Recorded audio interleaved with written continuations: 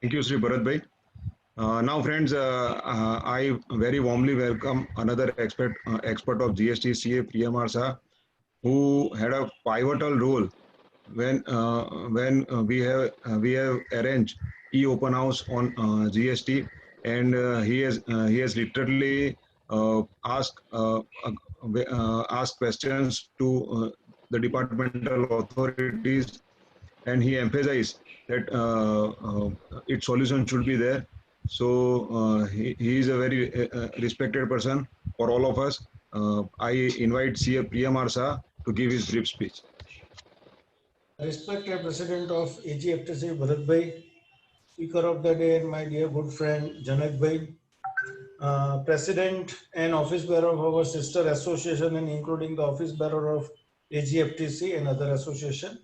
I welcome you all in today's knowledge series of very important topic of controversial AAR and judgment under the GST. જનકભાઈ માટે એવું કહેવાય કે એ અમારી બે જનરેશનની સાથે અમારે એમનો મિત્રતા છે. અમારા ફાધર સાથે બી એ બહુ ગાઢ મિત્ર હતા અને મને બી સૌભાગ્ય થયું કે when I was a council member, we have also worked together in WRC for revising the MVET guide under the Maharashtra Act. સો બે જનરેશનના રિલેશનશીપ અમારે છે. મારથી આમ ઘણા મોટા છે પણ એમનો સ્વભાવ એટલો સરસ છે કે ઉંમરનો બાદ નથી રાખતા અને મિત્ર જેવું જ વર્તન કરે છે. So thank you Janakbhai. As far as the today's topic is concerned, rightly said by MOC that it is very important because this AAR is being very important as far as the taxability of the SSC is concerned. કે કોઈને બી જાણવું હોય કે ભાઈ મારે આ transactions કે મારું આ પર્ટિક્યુલર ગુડ્સ એ કયા રેટ ઓફ ટેક્સમાં થાય કે ટેક્સેબલ છે કે ટેક્સ ફ્રી છે. So here is the best way to determine so that we can avoid the future litigation. But unfortunate part is that same point upper we are getting a different opinion of the different AAR authority. So that is a confusing as well as conflicting aspect as far as AAR is concerned. Now we have also have few good judgment of high courts also, including the Gujarat High Court also. So a sandarbhma we have invited very seasoned and experienced faculty in form of Janak Bhai, and I think he is the best person to deal with the today's topic. And with this I give charge to the MOC for the further proceedings. Thank you, Priyam Bhai. Now I invite Sri Mrudang Bhai Vakil, Vice President of Income Tax Bar Association, to give biodata of today's webinar's expert. Thank you. Dignitaries of all the 5 associations and learned faculty member. Government of India introduced GST with effect from 1st July 2017 on the concept of one nation, one tax. By this time, Act is old by more than 36 months. Lots of controversies crept up in implication of this law. Even after a period of 3 years, hue and cry amongst the taxpayer and also amongst the expertise who are practicing on GST. To understand the controversial aspect and judgments of general principles laid down by the courts, how far applicable under GST, we have invited a practicing chartered accountant who is in the field for more than 36 years to deal with the act which is 36 months old. Yes, I am pleased to introduce Sri Janakbhai Kanayalal Wagani, a well-experienced personality with all qualification in his bag. He is an author, writing books, delivering lectures at various forums, presenting papers, so on and so forth. Friends, what was a fine solution yesterday will no longer be valid tomorrow. We have moved to an era of not just change, but an accelerated change. We cannot change the direction of the wind, but we can certainly adjust the sail through experts in the field like Mr. Janakbhai Wagani. The subject of indirect taxes is his specialization, expertise of this gentleman. He is a master on the subject. He enjoyed a key position of chairmanship of the Malad Chamber of Tax Consultants way back in the year 2006-2007, and also as a national treasurer of AIFTP, an apex body of tax professionals in the nation. The contribution of Mr. Janakbhai Waghani as an editor of journal at various forums is noteworthy. Mr. Waghani also served as an invitee member of Direct and Indirect Tax Committee of ICAI. He is practicing chartered accountant and practicing under the name and style of BJU Associates LLP Chartered Accountants, in which J stands for Janakbhai with other partners. On behalf of myself and also on behalf of all 5 professional bodies, I invite Mr. Waghani to deliver his talk on quite a new subject. Thank you very much. Sir, now I invite Sri Janakbhai Waghani to deliver his speech. I request all the panelists to switch off their videos for better clarity, and please mute yourself. Thank you. Thank you. Namaskar. Jai Jinendra. Jai Swaminarayan. Jai Shri Krishna. All Gujarat Association ના પ્રમુખ શ્રી ભરતભાઈ અને સર્વે association ના પદાધિકારીઓ અને મારા વાલા મિત્રો, આજનો ટોપિક જે છે એ ખૂબ જ અગત્યનો છે અને સૌથી પહેલા તો હું આપ સૌનો આભાર વ્યક્ત કરું છું કે આપે મને બોલાવ્યા અને ગુજરાતને સેવા કરવાનો મોકો આપ્યો, એ બદલ આપ સૌનો આભાર માનું છું. આપણને જેમ કહેવામાં આવ્યું છે કે AR એડવાન્સ રૂલિંગ ઓથોરિટીઝ, એના ઉપરનો ટોપિક મેં રાખ્યો છે અને બધા જ નહીં, અમુક જ ગુનેગાર રાખ્યા છે કે જેના ઉપર કોન્ટ્રોવર્સી છે. તો આપણે એનો લાભ લેશું અને આપણે એના ઉપર ચર્ચા કરશું કે આમાં શું થઈ શકે એમ છે. આપણે જાણીએ છીએ કે જીએસટીમાં આપણી જવાબદારી ક્યારે થાય? જ્યારે આપણું ટર્નઓવર 20 લાખથી વધારે થાય ત્યારે આપણે નંબર લેવાની જરૂર છે. હવે આપણા મનમાં સૌથી પહેલો સવાલ થાય છે કે આપણું એગ્રીગેટ ટર્નઓવર શું કહેવાય? આપણે જાણીએ છીએ કે આપણું જે ધંધાકીય જે વેચાણ હોય કે સર્વિસનો જે કોઈ વકરો હોય એ બધું આપણું વકરામાં ગણાય છે. હવે ઘણી વખત એવું થતું હોય છે કે વ્યક્તિગત પાર્ટનર પ્રોપરાઇટરના કિસ્સાની અંદર કે એને પોતાના ધંધા સાથે સાથે એનું સેવિંગ્સને પણ ઇન્વેસ્ટમેન્ટ પણ હોય છે, પીપીએફની ઇન્કમ હોય છે અને બીજી શેરની પણ ઇન્કમ હોય છે. તો આવા કિસ્સાની અંદર આપણું શું થઈ શકે છે કે ટર્નઓવરમાં ગણાય કે નહીં, એવો એક અનિલ કુમાર અગ્રવાલે કર્ણાટકા AR ને સવાલ પૂછ્યો. હવે અનિલ કુમાર અગ્રવાલ એટલે માનો કે આપણે પોતે જ પ્રોપરાઇટર છે, આપણો જ કિસ્સો જેમ તમે માનજો. હવે એની અંદર એવું હતું કે અનિલ કુમાર અગ્રવાલને એમની પોતાની ઇન્કમ વેરિયસ સોર્સથી હતી, જેમ કે એમને સેલરી મળતી હતી પાર્ટનરશિપ ફર્મમાંથી, ડાયરેક્ટર તરીકે કંપનીમાંથી પગાર મળતો હતો અને interest on capital gain from partnership firm, capital પાર્ટનરશિપની મૂડી ઉપર વ્યાજ મળતો હતો, લોન અને એડવાન્સ જે આપી હતી એના ઉપર વ્યાજ મળતું હતું, ફિક્સ ડિપોઝિટ પર વ્યાજ મળતું હતું, ડિબેન્ચરમાં વ્યાજ મળતું હતું, પોસ્ટ ઓફિસ ડિપોઝિટમાં વ્યાજ હતું. ભગવાન સૌને અનિલ કુમાર જેવા બનાવે, આટલી બધી ઇન્કમ થાય.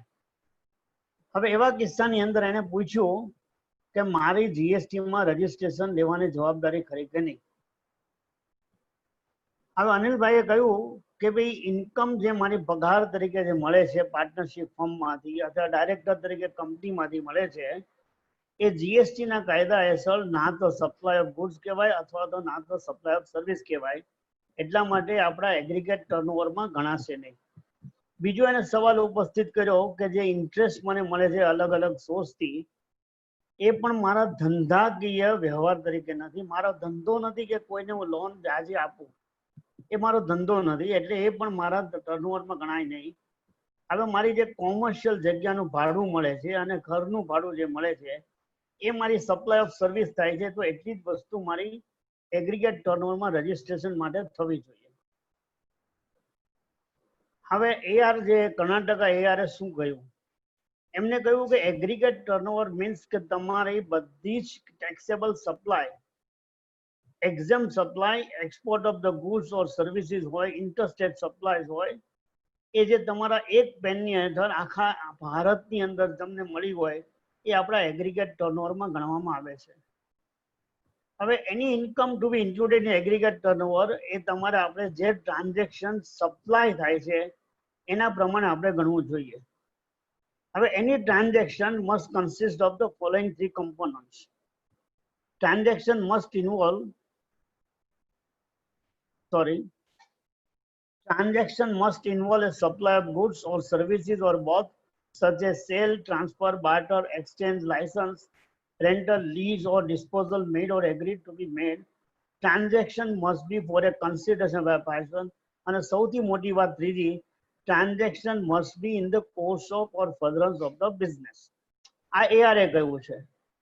હવે એનું ફાઇન્ડિંગ બીજું શું કહે છે કે services by of extending deposit, loans or advances in so far as the consideration is represented by way of interest or discount falling under Service Accounting Code 9971 and is exempted under the GST law. Interest earned on capital from partnership firm, loans and advances given, fixed deposit, debenture, post office, national deposit amounts to consideration. Extending deposit, loan, advance is nothing but an exempted services. These amounts are to be included in aggregate turnover for registration. Share of profit from partnership firm is nothing but application of money and is not to be included in aggregate turnover. એક સારી વાત છે. અમને કોઈ partnership firm માંથી તમને જે નફો મળે છે ભાગીદારોને એ સપ્લાય ઓફ મની તરીકે ગણાય છે, એટલા માટે આપણા ટર્નઓવરમાં નહીં ગણાય. જે આપણને પગાર ડાયરેક્ટર તરીકે કંપનીમાં મળે છે એ પણ એ જીએસટી ના કાયદા હેઠળ સપ્લાય ઓફ સર્વિસ ગણાતું નથી, એટલે એ પણ આપણા એગ્રીગેટ ટર્નઓવરમાં નહીં ગણાય. અને જે રેમ્યુનરેશન રિસીવ્ડ મળે છે એક નોન એક્ઝિક્યુટિવ ડાયરેક્ટર તરીકે that is liable to service charge, reverse charge in the hands of the company, અને એટલે છતાં પણ આપણા ટર્નઓવરમાં ગણાય છે. Rental leasing of commercial property is taxable. Rental leasing of residential property exempt છે, પણ applicant receive periodical income towards the supply of service and the same is in the course of the business, so the same is exempted in entry number 12 of the notary books as far as residential premise is concerned. So all rental income is whether commercial અથવા તો residential exempt and taxable બંને તમારા aggregate ટર્નઓવરમાં ગણાય, એટલે તમારે registration માટે લેવું પડશે. બીજું છે કે securities is defined under the GST law, under the other law, shares, scrip, stocks, bonds, derivative instrument, etc. એ કાયદામાં સર્વિસની ડેફિનેશનમાંથી એક્સક્લુડ કરવામાં આવ્યા છે. એટલા માટે dividend on shares, capital gain, loss on the sale of shares are relevant to the securities, and income earned in this relation is nothing but application of money not to be included in aggregate turnover. Amount received on maturity of insurance policies are not relevant to aggregate turnover and are not to be included. એટલે AR પ્રમાણે શું કહેવામાં આવ્યું છે કે aggregate ટર્નઓવરમાં આ વસ્તુ transaction તમારે ઇન્ક્લુડ થશે. તમારું ડાયરેક્ટર તરીકે, નોન એક્ઝિક્યુટિવ ડાયરેક્ટર તરીકે જે તમને ફીસ મળે છે તે રેન્ટિંગ ઓફ કોમર્શિયલ પ્રોપર્ટી અને ઘરની residential property, amounts extended as deposit, loans, advances out of which interest is run એ તમારા એગ્રીગેટ ટર્નઓવરમાં ગણાશે. અને નીચેની વસ્તુઓ તમારા ટર્નઓવરમાં નહીં ગણાય. પગાર જે આપણને ડાયરેક્ટર તરીકે મળ્યો છે તે, salary received as a working partner of a partnership firm, share of profit from partnership firm, dividend on share and capital, and gains, capital gains and losses on shares, and maturity process of insurance policies A aggregate turnover નહીં આવે.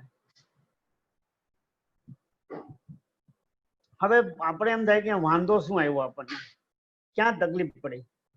તો તકલીફ ક્યાં પડી આપણને કે મારે જે વ્યક્તિગત ઇન્વેસ્ટમેન્ટ છે, ઇન્ટરેસ્ટ છે, મારી પાસે પૈસામાં બચ્યા એટલે મેં ભાડે આપણે ડિપોઝિટ કરી, ફિક્સ ડિપોઝિટમાં ઇન્વેસ્ટ કર્યા, પીપીએફમાં ઇન્વેસ્ટ કર્યા, તો એ વ્યાજની ઇન્કમ મારા ટર્નઓવરમાં ગણાય કે નહીં? આપણે ગુજરાત ARA શ્રી સવાઈ મનોહરલાલ રાઠીની અંદર પણ આવો જ સવાલ ઉપસ્થિત થયો હતો અને એમને પણ શું જવાબ આપ્યો આપણે જોઈએ. આપણે આ એડવાન્સ રૂલિંગ છે 19 એપ્રિલ 2020 નું, હમણાં તાજેતરનું જ છે. લોકડાઉન પીરિયડમાં પણ આ આપણને ચુકાદો આવવામાં આવ્યો હતો. હવે સવાઈલાલ મનોહરલાલ રાઠીની શું પરિસ્થિતિ હતી કે એમની પાસે ભાડાની આવક હતી 9,84,000, બેંકમાંથી વ્યાજ હતું 3,000 રૂપિયા, પીપીએફ ની ઇન્કમનું હતું વ્યાજ 2,76,000 રૂપિયા, અને પર્સનલ લોન નું વ્યાજ હતું 7,49,000. એમ થઈને એનો ટોટલ ટર્નઓવર થતું હતું, રિસીપ થતી હતી 20,12,000 રૂપિયા. હવે ગુજરાત માં પણ એમણે આવો જ પ્રશ્ન ઉપસ્થિત કર્યો કે આ જે ઇન્ટરેસ્ટ મળે છે પીપીએફ માંથી, બેંકમાં સેવિંગ્સ બચતનું વ્યાજ મળે છે, પર્સનલ લોન ઉપર એડવાન્સ ઉપર જે મને વ્યાજ મળે છે, એ તમારા whether it would be consider for threshold limit of 20 lakhs under the GST law or not. એપ્લિકન્ટે કહ્યું, અરજદારે કહ્યું કે જે વ્યાજ મને છે લોન અને એડવાન્સ તરીકે ડિપોઝિટ અને સેવિંગ્સ બેંકમાંથી જે વ્યાજ મળે છે મને, એ મારી વ્યક્તિગત કેપેસિટીમાં છે, મારા ધંધાના કોઈ વ્યવહાર નથી. એટલા માટે એ વ્યાજની આવક જીએસટી ના કાયદામાં ગણાવી ન જોઈએ. Receipt from personal loan and advances also, જે મને વ્યાજ મળે છે એ પણ મારા ધંધાકીય સ્વરૂપ નથી આપવાનો, એટલા માટે મારા ધંધામાં ન ગણાય, તો એ પણ વસ્તુ મારા એગ્રીગેટ ટર્નઓવરમાં આવી ન જોઈએ. So for the purpose of calculating 20 લાખનું ટર્નઓવર આપણી ગણતરી કરતી વખતે જે મારે નંબર લેવા માટે જરૂરી છે એમાં આવી વ્યાજની ઇન્કમ મારા ટર્નઓવરમાં ગણાવી ન જોઈએ. આપણા ગુજરાત એઆરએસ શું કહ્યું? Applicant is required to aggregate the value of exempted interest income earned by way of extending deposit in PPF. એટલે ટૂંકમાં આ બધા વ્યાજની આવક પણ તમારે ગણવી જોઈએ, અને રેન્ટિંગ ઓફ ઇન્વોલ્વ પ્રોપર્ટી તમારો ધંધો છે એટલે આ બધી વ્યાજની આવક તમારા 20 લાખ રૂપિયામાં ગણાશે અને તમારે નંબર લેવાની જવાબદારી થાય. કોન્ટ્રોવર્સી આપણે આ છે કે જે આપણને ઇન્ટરેસ્ટ મળે છે આવી રીતે ફિક્સ ડિપોઝિટ, સેવિંગ્સ બેંક અને પીપીએફ નું, જે આપણા ધંધાકીય વ્યવહારમાં નથી, તો એના ઉપર એ વ્યાજની આવક આપણા એગ્રીગેટ ટર્નઓવરમાં ગણાય કે નહીં. અને એફડી છે, સેવિંગ્સ બેંક છે, પીપીએફ છે, આ બધાના જે વ્યવહારો છે મારી સપ્લાય ઓફ સર્વિસ ગણાય કે નહીં, અને એના ઉપરનું વ્યાજની આવક મારા ટર્નઓવરમાં ગણાય કે નહીં, એ મુખ્ય મુદ્દો છે. હવે આની આપણે એક ચર્ચા કરીએ કે શું આ બંને ચુકાદાઓ વ્યાજબી છે? જવાબ એઆરએ તો કહ્યું છે કે હા. આપણને એમ કહેવામાં આવ્યું છે કે AR is not binding on any authority. એ જે વ્યક્તિ છે એને જ બાઇન્ડિંગ કરે છે, પણ આપણો અનુભવ જુદો છે. મારો 36 વર્ષના ધંધામાં મારો અનુભવ છે કે સારું એ મારું અને ખરાબ એ મારું નહીં. મારા માટે જે સારું છે એ મને લાગુ પડશે. એટલે અધિકારી તો એમ જ કહેશે કે આ AR નો ચુકાદો મારા માટે માન્ય છે, અને હું AR ના ચુકાદા માટે તમને કહીશ કે તમારે નંબરની જવાબદારી હતી, એ તમે નંબર નથી લીધો એટલે તમને આ ભાડાની આવક છે એના ઉપર તમે ટેક્સ ભરો, ભલે તમે વસૂલ કર્યો હોય કે ના હોય. અને જ્યારે આપણે કહેશું કે આ AR ના ચુકાદા પ્રમાણે મારું આ ન ગણવું જોઈએ, તો ત્યારે શું કહેશે? એ મને બંધન કરતા નથી, હું તો મારી રીતે જઈશ. એટલે તારું મારું મારા બાપનું એ વાત થઈ, મારું મારા બાપનું, તારું મારું સૈયારું. હવે સવાલ ઉપસ્થિત એ થાય છે કે જીએસટી ના કાયદામાં સપ્લાય શબ્દ સૌથી મહત્વનો છે. આખા મારા ડિસ્કશન ની અંદર જો કોઈ પણ એક મુદ્દો હોય, એક કોમન મુદ્દો હોય સામાન્ય, કે સપ્લાય નો મતલબ શું? કઈ સપ્લાય તમારા ટર્નઓવરમાં ગણાય છે, કઈ સપ્લાય જીએસટી ના કાયદામાં ટેક્સેબલ છે? આપણે હસમુખભાઈ અઢિયા જ્યારે આપણા રેવન્યુ સેક્રેટરી હતા, જેમની નેતૃત્વ હેઠળ આ જીએસટી નો અમલ કરવામાં આવ્યો હતો, આપણને સૌને યાદ હશે કે જીએસટી ના કાયદાના શરૂઆતમાં એ લોકોએ કહ્યું હતું કે કોઈ પણ વ્યક્તિ પોતાની જ્વેલરી વેચે, જ્વેલરીને, તો એના ઉપર યુઆરડી ટેક્સ નહીં લાગે. શા માટે? કે જે વ્યક્તિ તમને જ્વેલરી વેચે છે એ વ્યક્તિનો જ્વેલરી વેચવાનો ધંધો નથી. એનો એ જ્વેલરી વેચવાનો ધંધો નથી, એટલા માટે જીએસટી ના કાયદામાં સપ્લાય ન ગણાય અને એટલા માટે એના ઉપર ટેક્સ ન લાગે. બીજું એમને ઉદાહરણ આપ્યું હતું કે તમે કોઈ પણ વ્યક્તિ પોતાની ગાડી વેચે છે, ત્યારે પોતાની ગાડી વેચે છે ત્યારે એ ગાડી વેચવાનો એનો ધંધો નથી, એટલા માટે એ ગાડીના વેચાણ તમે જે કરે છે એ કોઈ વ્યક્તિ ગાડી ખરીદે તો એ પણ તમારા ટર્નઓવરમાં ગણાતી નથી, એના ઉપર તમને ટેક્સ લાગતો નથી. આ ડિપાર્ટમેન્ટને પોતાને પણ જ્યારે પણ એ લોકોના માટે ટ્રેનિંગ લેવામાં આવી હતી ત્યારે એમને ગાય વગાડીને જીએસટી ના અધિકારીઓ બધાએ સમજાવ્યું હતું. પણ આપણે તો બધી વસ્તુ એવું છે ને કે શેઠની શિખામણ જાપા સુધી. જ્યારે ટેક્સ લાગવાનો હોય ને ત્યારે એ લોકો એમ ન કહે કે પેલું હતું ને શું હતું, મારા હિસાબે તો ટેક્સ લાગે છે, તમે આગળ અપીલમાં જાઓ. આપણને આપણે અધિકારીઓનો આપણને અનુભવ છે, નીચેના અધિકારીઓનો, કે આપણે જ્યારે એસેસમેન્ટમાં જઈએ છીએ ત્યારે એમ કહે છે કે આ મારા માટે આ શક્ય નથી, તમને અપીલમાં લાભ મળશે અને અપીલમાં તમે જાઓ. અરે પણ એ અપીલ વાળો અધિકારી પાસે કઈ વિશેષ સત્તા છે કે જે તમને નથી ને એને છે? સવાલ એ છે જીએસટી ને કાયદો બધા માટે એક સરખો છે, સવાલ છે એની સમજણની, તેની સમજણ આપણી બરોબર થઈ છે કે નહીં. હવે આપણે વસ્તુ સ્થિતિ એ જોઈએ કે જ્યારે કોઈ વ્યક્તિ પોતે પગારદાર છે તો એની સેલરી જે મળે છે, પગાર મળે છે, તેની પાસે પોતાના 2 ઘર છે, તેને એક ઘર ભાડે આપ્યું, કોઈ જગ્યાએ દુકાન છે કોમર્શિયલ, એને પોતે ભાડે આપ્યું. પગાર એ તમારા ટર્નઓવરમાં ગણાતું નથી, કારણ કે એ તમારે એક્ઝામ સર્વિસીસમાં કહેવાય કે સપ્લાય ઓફ સર્વિસ ન ગણાય. તો એ જો ન ગણાય તો બાકીની બધી વસ્તુ ગણાય કે ન ગણાય, તો ત્યારે આપણે એ સવાલ ઉપસ્થિત કરવો પડે છે કે જે તમે બાકીના વ્યવહાર કરો છો એ બાકીના વ્યવહાર તમારા ધંધાકીય સ્વરૂપ છે કે નહીં, શું તમે એ વસ્તુમાં ધંધો કરો છો કે નહીં, એ જે ટ્રાન્ઝેક્શન કરો છો તમારા ધંધાને આનુષંગિક છે કે નહીં, ઇન્સિડેન્ટલ છે કે નહીં, એન્સિલરી છે કે નહીં. એ જો ન હોય તો તમારા ધંધામાં ન ગણાય. એ આપણી બધાની સર્વસામાન્ય સમજ છે. સેલ્સ ટેક્સના કાયદામાં પણ આ જ હતું અને ઇન્કમ ટેક્સમાં પણ હજી પણ આ જ વસ્તુ છે. આપણને ખબર છે કે ઇન્કમ ટેક્સની અંદર ઇન્કમ ફ્રોમ અધર સોર્સિસ અને ઇન્કમ ફ્રોમ બિઝનેસ 2 હેડ છે. હવે જ્યારે કોઈ પણ ધંધાદાર વ્યક્તિ પોતાનો સેવિંગ્સમાંથી વિથડ્રો કરી અને પીપીએફમાં રોકે છે, એફડી રોકે છે, તો ત્યારે ઇન્કમ ટેક્સમાં પણ ઘણી વખત એ સવાલ ઉપસ્થિત થયો છે કે આ જે એફડીના વ્યાજની આવક છે એ તમારા ધંધામાં ગણાય કે નહીં. આપણી પાસે ઘણા બધા એના ઉપર ચુકાદાઓ છે ઇન્કમ ટેક્સની અંદર, અને સુપ્રીમ કોર્ટનો એક ચુકાદો તો ટ્યુટીકોરીન અને આલ્કલિન બહુ જૂનો ચુકાદો છે. જે લોકો ઇન્કમ ટેક્સમાં પ્રેક્ટિસ કરે છે એમને ખબર છે કે જ્યારે તમે ધંધો કરો છો તો તમારી જે સરપ્લસ મની હોય એ જે તમારે ટાઈમ બિંગ તમે રોકો તો જ તમારા ધંધાકીય આવક ગણાય છે, નહીં તો નથી ગણાતો. Madras high court royal teaches private limited 2009 184 ટેક્સમેન 27 આપણને ખબર હતી છે કે ધંધામાં આપણે બિઝનેસ ઇન્કમમાં 80 HSC અને 80I માં બિઝનેસ પ્રોફિટનું આપણને ડિડક્શન મળતું હતું.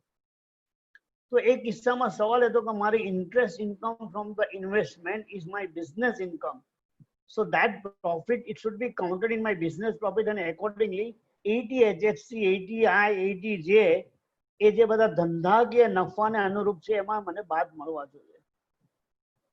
તો મદ્રાસ હાઈકોર્ટે ચુકાદો આપ્યો છે કે interest income on investment with bank is not taxable as a business income, કારણ કે તમારો ધંધો નથી, એ તમારો ઇન્સિડેન્ટલ ટુ બિઝનેસમાં નથી, એટલા માટે તમારા ઇન્કમ ફ્રોમ બિઝનેસમાં નહીં પણ ઇન્કમ ફ્રોમ અધર સોર્સિસમાં જાય. આવા આપણી પાસે ઇન્કમ ટેક્સમાં ચુકાદાઓ છે. આપણને પણ ખ્યાલ છે કે શેર્સ ઇન્વેસ્ટમેન્ટ અને share profit A income from business ગણાય કે કેપિટલ ગેઇન ગણાય, અને આપણી પાસે ઇન્કમ ટેક્સની અંદર ઘણા બધા ચુકાદાઓ છે. તો મૂળ વાત એ છે કે તમારો ઈરાદો શું હતો આ બધા ઇન્વેસ્ટમેન્ટ કરવામાં. તમે ઇન્કમ ટેક્સ રિટર્નની અંદર એને તમે શું ટ્રીટમેન્ટ આપી છે. તમે ઇન્કમ ટેક્સ રિટર્નમાં જો ઇન્કમ ફ્રોમ બિઝનેસ કહ્યું હોય તો એ તમારા ધંધાકીય વ્યવહારની અંદર ગણાશે, અને 20 લાખની ટર્નઓવરની ગણતરીની અંદર એમાં તમારે ગણતરી કરવી પડશે. જો તમે ઇન્કમ ટેક્સ રિટર્નની અંદર કહ્યું કે આ મારો બિઝનેસ ઇન્કમ નથી પણ ઇન્કમ ફ્રોમ અધર સોર્સિસ છે, તો પછી આપણે આ વ્યાજબી રીતે કહી શકશું કે આ મારા ધંધાકીય વ્યવહારો નથી, એ મારા incidental to business, ancillary to the business, એટલે એ સપ્લાયમાં ન ગણાય, અને એટલા માટે એ રજિસ્ટ્રેશનની ટર્નઓવરની લિમિટમાં એ ગણાવવું ન જોઈએ, એવો મારું મંતવ્ય છે. હવે ઘણા એક કિસ્સાઓની અંદર એડવોકેટ વકીલ લોકો, આપણે ત્યાં ઘણા લોકો વકીલ મેમ્બર્સ છે, તો વકીલની અંદર જે છે ને કે turnover supply liable to RCM જે છે એ આપણા ટર્નઓવરમાં ગણાય છે, પણ એના ઉપર ટેક્સ લાગે છે સામેવાળાને. એક નોટિફિકેશન છે જેમાં આપણને when you are dealing exclusively in turnover liable to RCM અને એક્ઝામ તો તમને રજીસ્ટ્રેશન લેવાની જરૂર નથી. હવે જો આપણે કોઈ વકીલ મિત્રએ ગાડી વેચી હોય અથવા એની પાસે ઇન્વેસ્ટમેન્ટ ઇન્કમ હોય તો સવાલ એ ઉપસ્થિત થાય કે એને રજીસ્ટ્રેશન લેવું કે ન લેવું. મારા હિસાબે એમની ઇન્વેસ્ટમેન્ટ ઇન્કમ એ વકીલના ધંધામાં બાર કાઉન્સિલ ઓફ ઇન્ડિયાની અંદર તમને રિસ્ટ્રિક્શન છે કે તમે લોકો બીજો કોઈ ધંધો ન કરી શકો. આપણા ચાર્ટર્ડ એકાઉન્ટન્ટ એક્ટમાં પણ આપણે છે કે આપણે બીજી કોઈ પ્રવૃત્તિ ધંધાકીય ન કરી શકીએ accept profession of chartered accountant. તો મારા હિસાબે આવા કિસ્સાઓની અંદર તો આપણે સફળતાપૂર્વક આર્ગ્યુ કરી શકશું કે મારો આ ધંધો નથી ઇન્વેસ્ટમેન્ટ કરવાનો, એ મારી બચત છે અને મારી પર્સનલ ઇન્કમ છે, જેથી કરીને આવી વ્યાજની આવક મારા ટર્નઓવરમાં ગણાય નહીં અને મારે નંબર લેવાની કોઈ જરૂરત નથી. હવે નેક્સ્ટ ઇસ્યુ મેં લીધો છે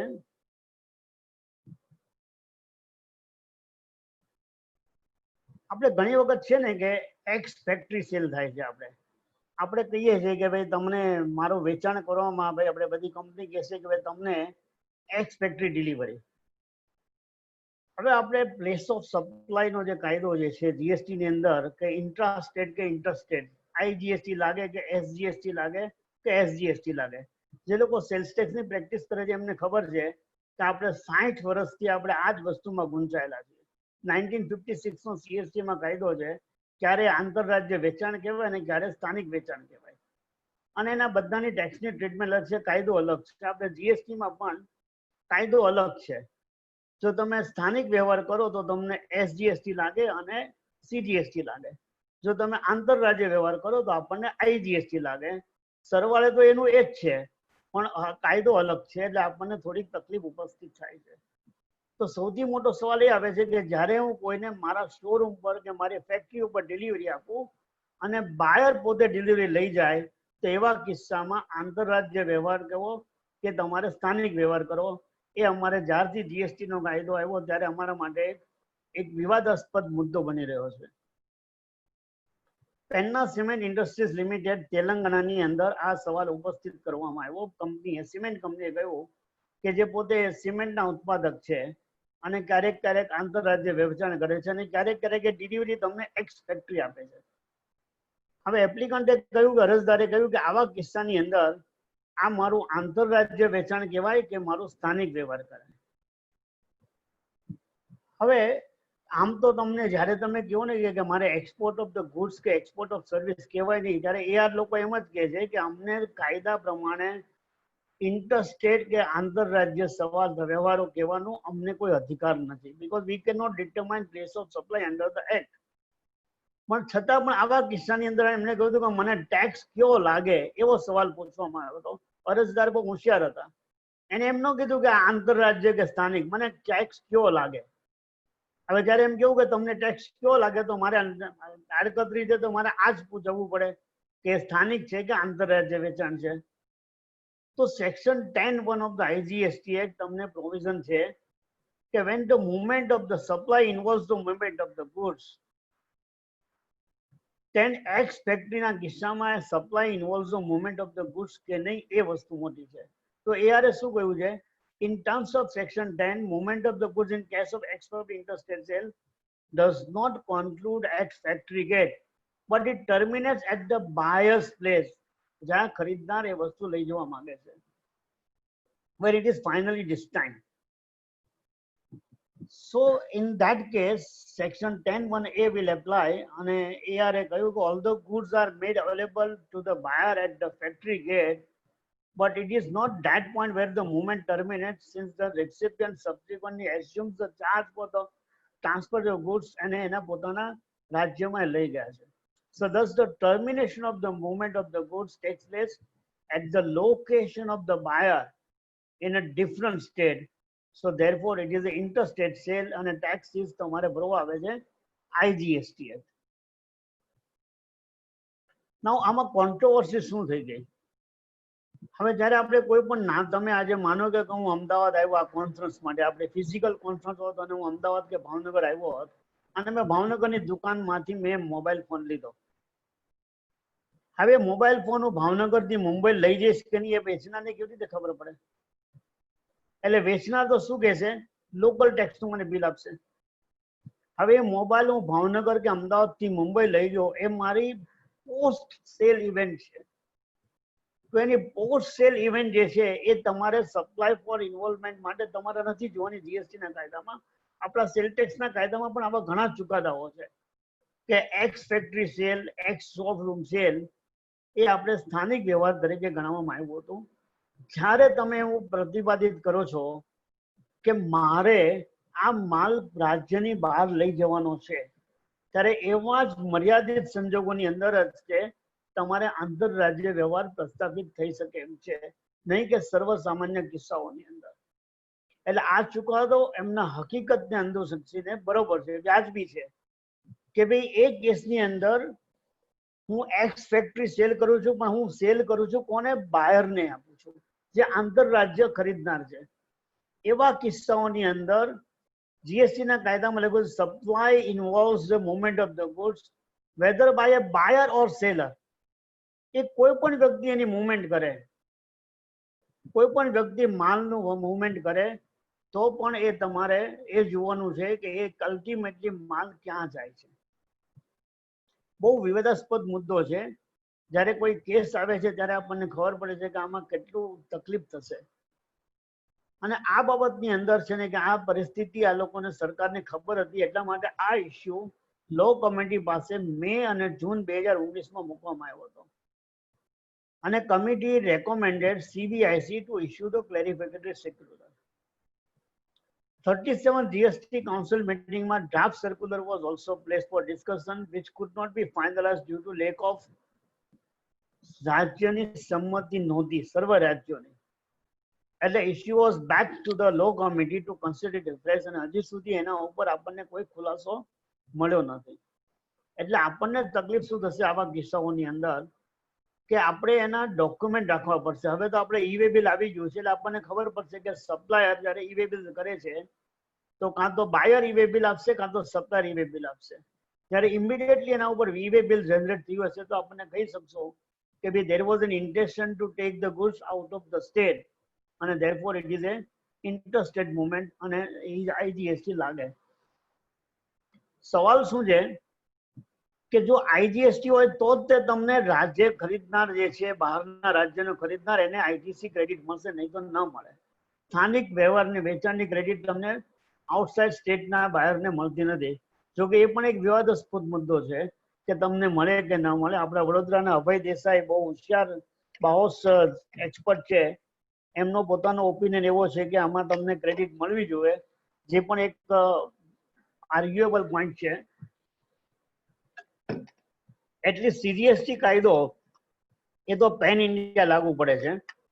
જો તામિલનાડુના અધિકારીને ગુજરાતના વેપારી ઉપર જો અધિકાર હોય તો પછી ગુજરાતમાં ભરેલો ટેક્સ કે તામિલનાડુમાં ભરેલો ટેક્સ મને બાદ મળવો જોઈએ ગુજરાતની અંદર. એ પણ એટલી જ વ્યાજબી દલીલ છે. પણ આપણે એ કોન્ટ્રોવર્સીમાં નથી જતા. પણ આપણે સવાલ એ થાય છે કે આવા કિસ્સામાં આપણે કરવું શું? આડકતરા વેરાની એક સૌથી મોટી ખૂબી એ છે કે આપણે બીજા પાસેથી વસૂલ કરીને ભરવાનો છે. એટલે આપણે એના પ્રોપર ડોક્યુમેન્ટ રાખવાના કે ભાઈ આ માલ મારે કાયદા પ્રમાણે મારે એને બહાર રાજ્યની બહાર લઈ જવાનો છે એઝ પર ધ કોન્ટ્રાક્ટ. અને હું નથી કરતો પણ બાયર પોતે કરે છે તો વાંધો નહીં આવે. તમારી પાસે પુરાવો હોવો જોઈએ કે અલ્ટિમેટલી આ માલ રાજ્યની બહાર ગયો છે. હમણાં રિસન્ટલી સુપ્રીમ કોર્ટે એક વેચાણ વેરા કાયદા હેઠળ એક સારો ચુકાદો આપ્યો છે, સેક્શન 6(2) ઓફ ધ સીએસટી. આપણે સૌ જાણીએ છીએ કે જ્યારે આંતરરાજ્ય વેચાણ થાય છે ત્યારે તમને સબસિક્વન્ટ આંતરરાજ્ય વેચાણ અગેન્સ્ટ સી ફોર્મ અને ઇવન ફોર્મ ઉપર એક્ઝમ છે સીએસટી ના કાયદા ઉપર. તો ઘણા કિસ્સામાં એવું થાય કે મેં ગુજરાતથી માલ લીધો અને મારા બોમ્બેમાં ટ્રાન્સપોર્ટરના ગોડાઉનમાં માલ રાખી મૂક્યો. એલઆર મારી પાસે છે, પછી મને બાયર મળ્યો મહિના દિવસ પછી, મેં એને એલઆર એન્ડોર્સ કરી આપી. તો એક મુદ્દો એવો ઉપસ્થિત થયો કે રાજસ્થાનની અંદર એક સર્ક્યુલર આપવામાં આવ્યો હતો કે જો તમે 1 મહિના કે 2 મહિનાની અંદર તમે આ માલ વેચો તો તમારે 6(2) માટે માન્ય ગણાશે. હવે મુદ્દો સુપ્રીમ કોર્ટ સુધી ગયો કે 3 મહિનાની કે 2 મહિનાની પછી હું વેચું તો શું થાય? તો સીએસટી ના કાયદામાં કોઈ પણ જગ્યાએ મર્યાદા નથી કે તમારે 1 મહિનાની અંદર કે 2 મહિનાની અંદર સબસિક્વન્ટ વેચાણ કરવું જોઈએ. એમાં એક બહુ સારો મુદ્દો ઉપસ્થિત થયો કે જ્યારે તમે ટ્રાન્સપોર્ટ અને ડિલિવરી આપો છો તો એ તમારી ડિલિવરી ટર્મિનેટ ગણાય કે નહીં? ડિલિવરી ક્યારે ટર્મિનેટ ગણાય? તો સુપ્રીમ કોર્ટે સેલ ઓફ ગુડ્સ એક્ટની અલગ અલગ પ્રોવિઝન પરથી એમ કહ્યું કે જ્યારે અલ્ટિમેટલી ટ્રાન્સપોર્ટર તમને ડિલિવરી આપે ખરીદનારને ત્યારે એ ડિલિવરી કમ્પ્લીટ કહેવાય, ધેન ઇટ ટર્મિનેટ્સ. અને આપણા કાયદામાં પણ જીએસટીમાં આવે છે કે when the delivery terminates. So delivery terminate થાય જ્યારે ટ્રાન્સપોર્ટરથી તમારી પાસે આવે છે ત્યારે. તો આપણે એક સફળતાપૂર્વક આર્ગ્યુ કરી શકીએ છીએ કે ભલે મેં ટ્રાન્સપોર્ટરને માલ આપ્યો, બાયરે ટ્રાન્સપોર્ટ બુક કર્યો કે પોતાના ટ્રાન્સપોર્ટમાં લઈ ગયા, તો પણ એ આંતરરાજ્ય વ્યવહાર છે, કારણ કે ultimately delivery terminates when the buyer takes the goods at a different state. અને કદાચ જો કોઈ જીએસટી ઓથોરિટી કે તમે પોતે જ બાયરે પોતે જ માલ લીધો છે, તો એવા કિસ્સામાં શું? એવા કિસ્સાની અંદર બોમ્બે હાઈકોર્ટનો કેટી મેટલ કોર્પોરેશન નિવિયા ટાઈમ્સના ચુકાદાઓ છે વેચાણ વેરા કેન્દ્રીય વેચાણ ખાતામાં, કે બાયર પણ જ્યારે મૂવમેન્ટ કરે છે ગુડ્સની તો પણ એ આંતરરાજ્ય વેચાણ ગણાય છે. અને એવા બધા ચુકાદાઓ આપણને કામ આવશે જીએસટી ની અંદર. પણ છતાં પણ આ એઆર પણ આપણને કામ આવશે આવા કિસ્સાઓની અંદર. બીજો એક અત્યારનો વિવાદાસ્પદ મુદ્દો છે, કર્ણાવતી ક્લબ નો સર્વિસ ટેક્સમાં એક ચુકાદો હતો કે જ્યારે ક્લબ મેમ્બર્સને સર્વિસ આપે છે તો એ સર્વિસ ટેક્સમાં સર્વિસ ગણાય કે નહીં, એના ઉપર ટેક્સ લાગે કે નહીં. આપણને સર્વેને ખબર છે કે 2012માં સર્વિસ ટેક્સનો કાયદો બદલાણો હતો, નેગેટિવ સર્વિસ આવી હતી. એની પહેલા આઈ થિંક 2-4 વર્ષ પહેલા સર્વિસ ટેક્સની અંદર એક એક્સપ્લેનેશન એડ કરવામાં આવી હતી કે ક્લબ અને મેમ્બર વચ્ચેની supply A supply of service ગણા છે. અને 2012 પછી સર્વિસ ટેક્સમાં એક ચુકાદો એક્સપ્લેનેશન એડ કરવામાં આવી હતી કે ક્લબ અને member would be considered as a distinct persons. બંને પીરિયડની અંદર પહેલા રાંચી ક્લબનો ચુકાદો આવ્યો હતો, એની પહેલા વેસ્ટ બેંગાલ ટેક્સેશન ટ્રાઇબ્યુનલનો ચુકાદો હતો સેલ્સ ટેક્સની અંદર, કે જ્યારે ક્લબ મેમ્બરને સપ્લાય ઓફ ગુડ્સ કરે છે કે સર્વિસ આપે છે તો ક્લબ અને મેમ્બર બંને એક જ વ્યક્તિ છે. Principle of mutuality was applied under the sales tax law અને sales tax was not leviable. ત્યાર પછી બંધારણમાં સુધારો થયો, બંધારણમાં સુધારો થયા પછી વળી પાછી મેટર ગઈ સુપ્રીમ કોર્ટ સુધી કે મેમ્બર અને ક્લબની વચ્ચેના વ્યવહારને ઉપર શું થાય, ટેક્સ લાગે કે ન લાગે. કલકત્તા ક્લબના કેસની અંદર સુપ્રીમ કોર્ટની લાર્જર બેન્ચે હમણાં રિસન્ટલી 2019માં ચુકાદો આપ્યો છે કે આવા વ્યવહારોમાં સેલ્સ ટેક્સ પણ ન લાગે અને સર્વિસ ટેક્સ પણ ન લાગે. હવે સવાલ એ આપણને ઉપસ્થિત થાય છે કે જે સુપ્રીમ કોર્ટનો ચુકાદો સેલ્સ ટેક્સમાં અને વેટની અને સર્વિસ ટેક્સમાં જે આપવામાં આવ્યો એ આપણને જીએસટીમાં લાગુ થાય કે નહીં. હવે એની પહેલા પણ એક વસ્તુ હતી કે આપણે જરાક એક સામાન્ય થોડાક પાછળ જઈએ કે સેલ્સ ટેક્સની અંદર આપણને સેલ્સ ટેક્સ ક્યારે લાગતો હતો? ગુજરાત વેચાણ વેરા ધારા હેઠળ આપણે ગુજરાત વેલ્યુ એડેડ ટેક્સ હેઠળ આપણને સેલ્સ ટેક્સ ક્યારે લાગતો હતો? જ્યારે આપણે ધંધાકીય વ્યવહારો કરીએ ત્યારે. આજે કોઈ વ્યક્તિગત માણસ પોતાની જ્વેલરી વેચે કે પોતાની ગાડી વેચે તો એના ઉપર ટેક્સ નહોતો લાગતો, કારણ કે એનો ધંધો નહોતો. એ ધંધાકીય વ્યવહાર હોય તો જ પણ સેલ્સ ટેક્સ લાગે એવું આપણે સર્વસામાન્ય પ્રોવિઝન નથી. કોઈ અપવાદરૂપ કિસ્સાઓમાં અલગ પ્રોવિઝન છે, આપણે એના ઉપર નથી જતા. ત્યારે સર્વિસ ટેક્સ કેના ઉપર લાગતો હતો? તમે સર્વિસ રેન્ડર કરી, ભલે ધંધાકીય હોય કે ન હોય, તમને સર્વિસ ટેક્સ લાગતો. નેગેટિવ લિસ્ટ 2012 પછી કે 2012 પહેલા પણ સર્વિસ ટેક્સનો કાયદો એવો જ હતો કે તમે ધંધો કરો કે ન કરો સર્વિસ ટેક્સ લાગતો હતો. એ એક પ્રોવિઝન હતી. અમુક અપવાદરૂપ કિસ્સામાં જ્યારે બિઝનેસ ઓક્સિલરી સર્વિસીસ છે, કોમર્શિયલ કન્સર્ન શબ્દ જ્યાં વાપરવામાં આવ્યો છે, ત્યાં આગળ આપણે જોવું પડતું હતું કે તમે કોમર્શિયલ કન્સર્ન છો, બિઝનેસ એન્ટિટી છો અથવા નહીં. કોમર્શિયલ ગોડાઉન, કોમર્શિયલ પ્રિમાઇસીસ, ત્યાં આગળ એક ધંધાના પ્રકારો આપવામાં આવ્યા હતા. ત્યારે તમને આપણે એક વિવાદ હતો કે આ કોમર્શિયલ ગણાય કે ન ગણાય. પણ ક્લબ અને સોસાયટીના કિસ્સામાં શું? તો Vaishnavi Splendour Home Owners Welfare Association એક જે હાઉસિંગ સોસાયટી છે, એમને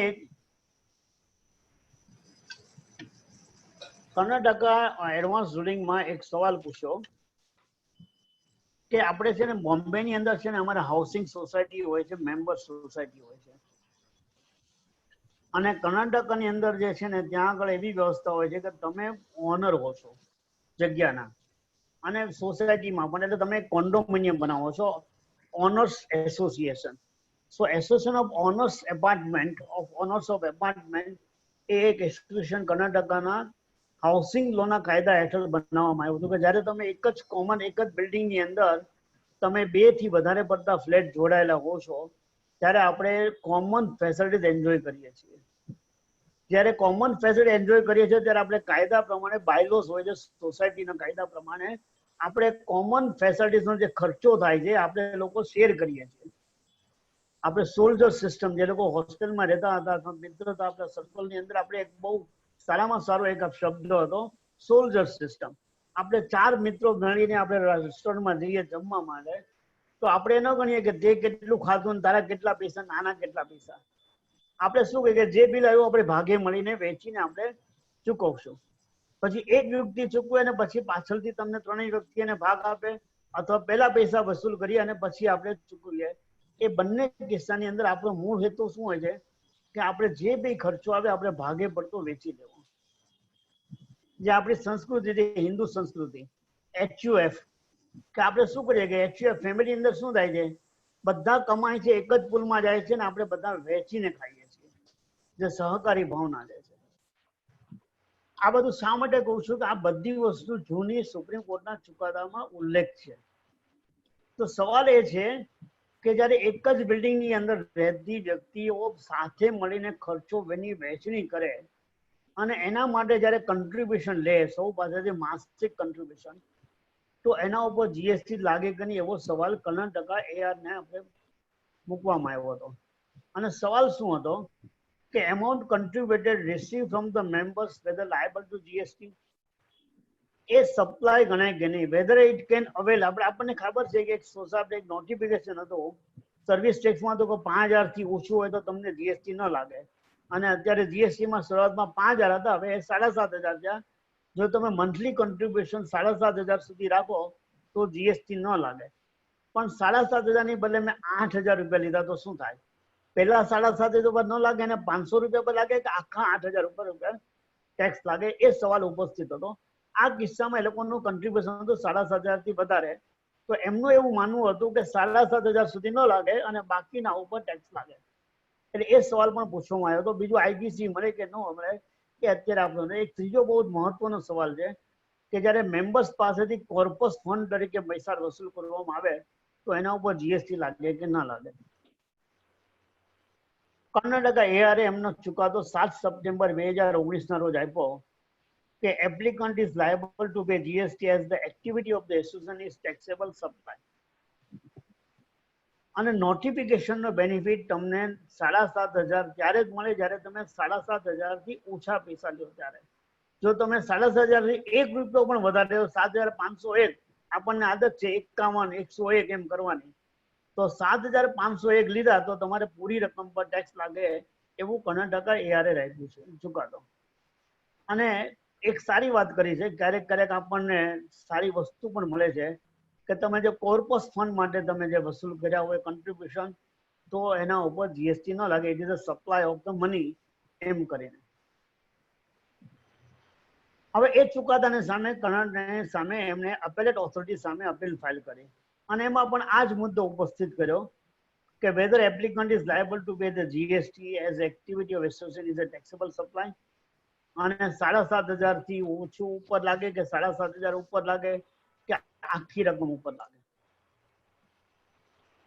એપેલન્ટ ને જ્યારે સુપ્રીમ કોર્ટના ચુકાદો આવી ગયો હતો, એટલે સુપ્રીમ કોર્ટનો ચુકાદો કર્ણાટકાનો 3 ઓક્ટોબર 2019 ના દિવસે આવ્યો, એ એમને રજૂ કર્યો અપીલ અધિકારી સમક્ષ અને કહ્યું કે આ ચુકાદાના પ્રમાણે મેમ્બર્સ, એ ચુકાદો શું હતો કે મેમ્બર્સ ક્લબ એમના મેમ્બરને જ્યારે કોઈ પણ સર્વિસ આપે તો સર્વિસ ટેક્સના કાયદા પ્રમાણે એ પ્રિન્સિપલ ઓફ મેચ્યુરિટી છે એટલે એના ઉપર ટેક્સ લાગે નહીં સર્વિસ ટેક્સની અંદર. અને સ્પેસિફિક ક્લોઝ જે છે એ તમને ઇન્કોર્પોરેટેડ માટે ન લાગે, અનઇન્કોર્પોરેટેડ માટે છે અને સર્વિસ ટેક્સના કાયદાની અંદર પર્સનની અંદર આ લોકો આવતા નથી એમ કરીને સર્વિસ ટેક્સ ન લાગે. બંને કિસ્સામાં એવું સુપ્રીમ કોર્ટે ચુકાદો આપ્યો 3 ઓક્ટોબર 2019ના દિવસે. હવે અરજદારનું એવું કે માનવું હતું કે GST is chargeable when there is exist a privity of contract between two person. Supplier અને રેસિપિયન્ટ હોવા જોઈએ. હું એકલો મનમાં જ રાંધું ને મનમાં જ પડું તો કઈ ન થાય. તમે મનમાં જ વિચાર કરો કે આપણે ઓલો એફએલ ટાવર વેચી દીધો તો આપણને ટેક્સ લાગે? ન લાગે ને. કોને વેચો આપણે? એટલે મનમાં જે વસ્તુ થાય છે મારી જ જાતને હું વેચું તો ટેક્સ નથી લાગતો. કારણ કે કોન્ટ્રાક્ટ હેડ હેઠળ સપ્લાય શબ્દ છે ઇન્ડિયન કોન્ટ્રાક્ટ હેઠળ બે માણસની વચ્ચે કોન્ટ્રાક્ટ હોવો જરૂરી છે. અને when applicant effects any supply to its members, it is one and the same, and therefore there is absence of privity of contract. અને એટલા માટે જીએસટી ન લાગે એવું અરજદારનું રજૂઆત હતી. અને ત્રીજી એમની રજૂઆત હતી કે હું 7,500 રૂપિયાથી વધારે લઉં તો 7,500 રૂપિયા સુધી ટેક્સ લાગે, એનાથી ઉપર ન લાગવો જોઈએ ટેક્સ. હવે અપીલ અધિકારીએ ચુકાદો આપ્યો અને એ ચુકાદો આપતા એમણે section 217E of the definition of the GST act એમને કન્સિડર કરી. Section 217 of the 217 of the GST Act provides the definition of the term business. એ બહુ વાઇડ છે. એની અંદર ઘણી બધી વસ્તુ સમાવેશ કરવામાં આવી છે જે આપણે સાધારણ રીતે ધંધામાં આપણે માનતા નથી, એ આપણી ધંધાકીય પ્રવૃત્તિ માનતા નથી, છતાં એમાં એનો સમાવેશ કરવામાં આવ્યો છે.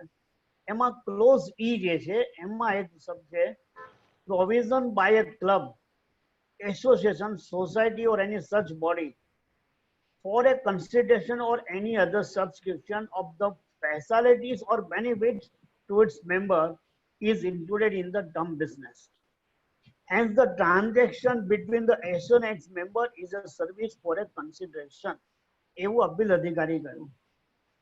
અને એમણે કહ્યું કે સુપ્રીમ કોર્ટનો ચુકાદો જે છે કલકત્તા ક્લબનો એ તમને સર્વિસ ટેક્સ અને વેટના કાયદામાં છે અને જીએસટીમાં એપ્લાય ન થાય. કારણ કે જીએસટીના કાયદામાં અને સર્વિસ ટેક્સ અને વેટના કાયદામાં જોગવાઈઓ જુદી જુદી છે. અને એ એમ કહ્યું કે 7,500 સુધી નહીં, 7,500 થી ઉપર 1 રૂપિયો પણ આવે તો આખી રકમ ઉપર તમને ટેક્સ લાગે. કોન્ટ્રોવર્સી શું છે કે આમાં ઇસ્યુ શું આવ્યો? ઇસ્યુ એ છે કે સુપ્રીમ કોર્ટનો ચુકાદો કલકત્તા ક્લબમાં આવ્યો એ જીએસટીમાં લાગુ પડે કે ના પડે.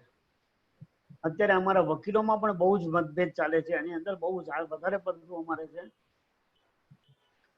અને જ્યારે એઆરએમ કહે છે કે provisions of GST is different, પણ કઈ રીતે ડિફરન્ટ છે એ નથી કહેતા. સિમ્પલ એક વાક્ય મૂકી દો, એ આ અલગ છે. અરે પણ ક્યાં અલગ છે, કઈ રીતે અલગ છે એ તો મને કહો. અને એમના એ પેરેગ્રાફની ઉપર એમને ઓબ્ઝર્વેશન આપ્યું છે, although it is admitted that GST is payable on supply of the goods or service and the term supply is to be considered in terms of provision of section 7 of the GST Act. એ એમને કહ્યું. પાછું એ પણ કહે છે કે supply though not defined has been explained in section 7 of that to cover the activities stated therein made in the course of business or furtherance of business. ત્યાં સુધી પણ એ કહે છે. Section 217 of the Act providing for definition of the term business includes provision by a club or association or society or any such body of facilities or benefits to its member. હવે બિઝનેસની ડેફિનેશનમાં તમારી activity આવી ગઈ એટલા માટે તમને GST લાગે છે એમ appeal અધિકારી કહે છે. પણ સૌથી મોટી વાત તો એ છે કે હું પેલા સપ્લાય છે કે નહીં એ તો પેલા નક્કી કરો. સેક્શન 7 ની અંદર સપ્લાય શબ્દમાં હું આવું છું કે નહીં તો પેલા કહો. જો હું સેક્શન 7 ની અંદર સપ્લાયમાં આવું તો બાકી બધી જોગવાઈઓ લાગુ પડે. આપણે બંધારણના પ્રમાણે શું કહેવામાં આવે છે કે GST is payable on supply of the goods and services. માલની સપ્લાય અથવા સેવાની સપ્લાય કરવામાં આવે તો જ જીએસટી લાગે.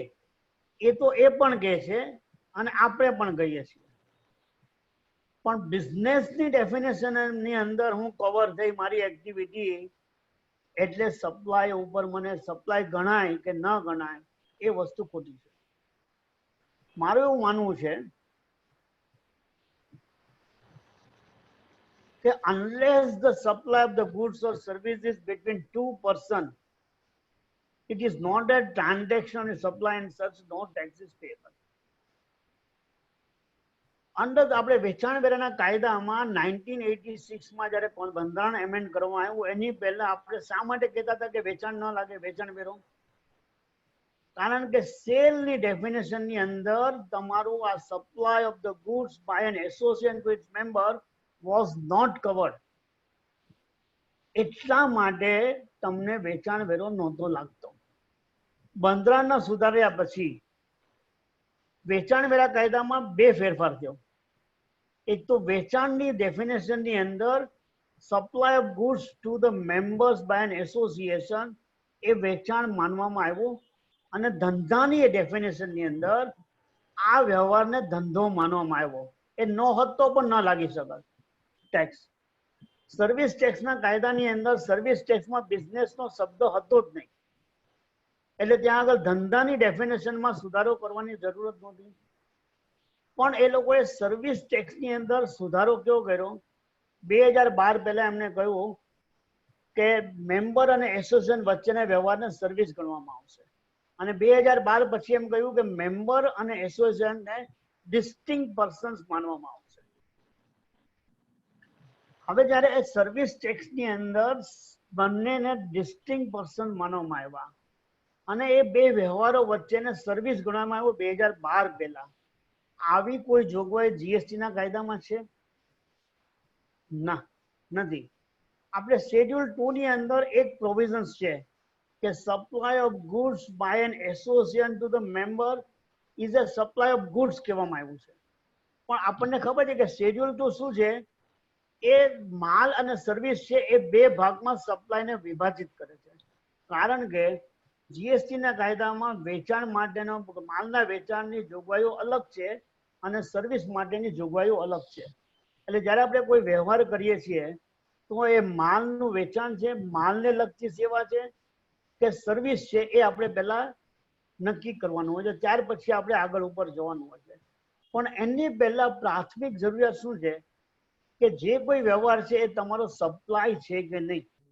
એ સપ્લાય હોય તો તમે આગળ વધો, ન હોય તો તમે ત્યાં અટકી જાઓ. આપણે શેડ્યુલ 1 જીએસટી ની અંદર આપણે કહ્યું છે કે સપ્લાય વિધાઉટ કન્સિડરેશન. સેક્શન 7 ની અંદર supply for a consideration, supply in the course of the business કહેવામાં આવ્યું છે.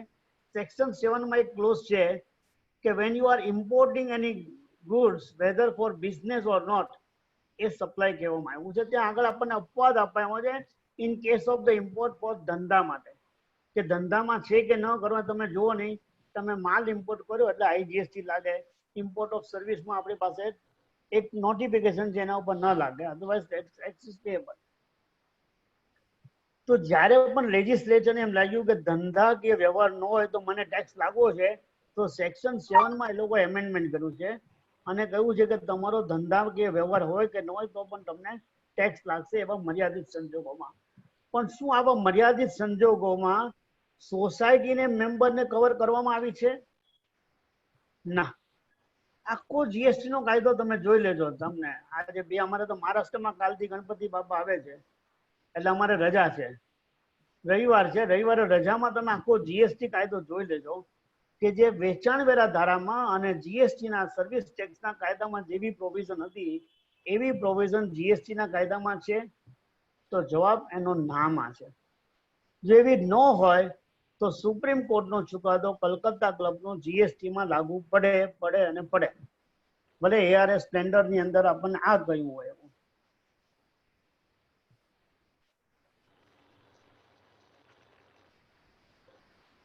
ફ્રેન્ડ્સ, આટલી જે મારી તૈયારી હતી આની અંદર કે ચુકાદાઓની અંદર આજે હમણાં જે વિવાદાસ્પદ ચુકાદાઓ આવ્યા એની અંદર આપણી પરિસ્થિતિ શું થઈ શકે એમ છે. મારી સમજ પ્રમાણે, મારા મર્યાદિત જ્ઞાન પ્રમાણે મેં આપની સમક્ષ આની રજૂઆત કરી છે. આપણે લગભગ 1 કલાક થઈ ગયો છે અને આપણે સ્કૂલ લાઈફથી ને કોલેજ લાઈફથી આપણને એક આદત પડી ગઈ છે 45 મિનિટથી કે 1 કલાકથી વધારે આપણે કોઈનું સાંભળવું નહીં. એટલે મારી રજૂઆતને અત્યારે હું અહીંયા આગળ અટકાવું છું. હજી પણ 1-2 ચુકાદાઓ છે જે મારા પ્રેઝન્ટેશન માટે મેં આપણે કે એક તૈયારી રાખી દે. જો સમય ઘટે તો આપણે એનો ચર્ચા કરશું. પણ આપણે સવાલ જવાબો પણ આપણી પાસે હોઈ શકે છે કોઈના સવાલો, કારણ કે ઘણું બધું સવાલો થાય એવું મેં કહ્યું છે તમને. ઘણા બધા આપણા મગજમાં ઘણા બધા પ્રશ્નો ઉપસ્થિત થાય છે.